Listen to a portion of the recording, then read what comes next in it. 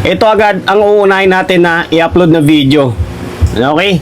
Panto medyo mainit ito Battle of the Sound doon sa may Bulacan. Okay? Villasor Lights and Sounds, naka WS Turbo, and then Patricio Lights and Sound, naka MCB. Okay? Tingnan natin kung ano yung magiging comparison ng tunog. And then magbibigay din ako ng opinion ko rito based doon sa obserbasyon ko, di ba? Kasi nandun din naman tayo. Okay?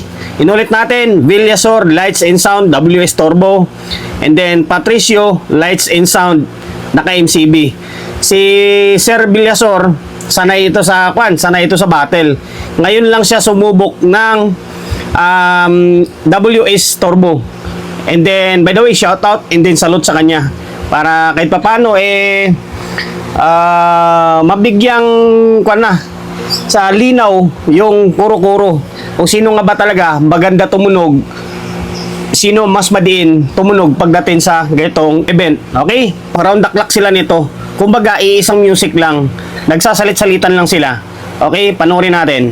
Turbo versus M7 ng idol.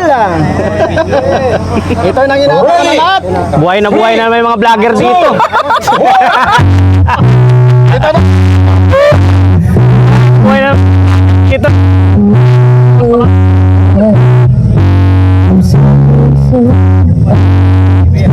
Asa?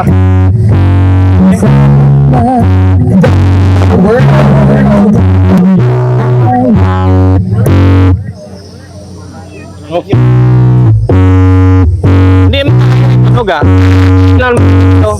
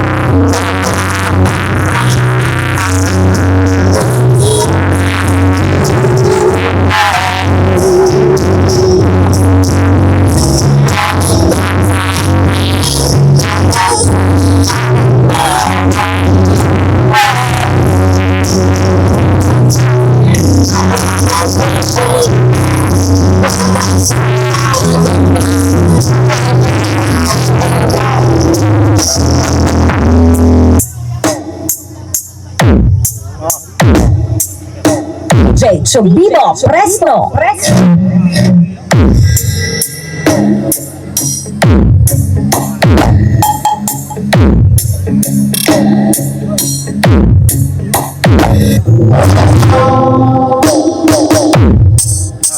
Malambot-lambot lang na konti. Lambot na siya. Subito, presto. Kaibang mga kategorya talaga sila. Hindi pwede pagsamahin. Pwede talaga. Tama, yung sinabi mo.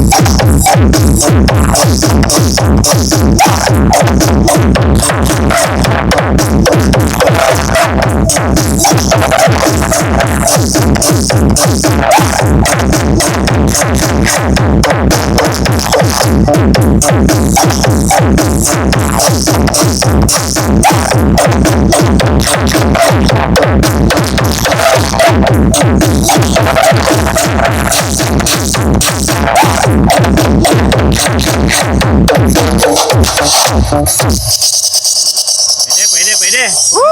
Napanood na natin, napanood yun na rin.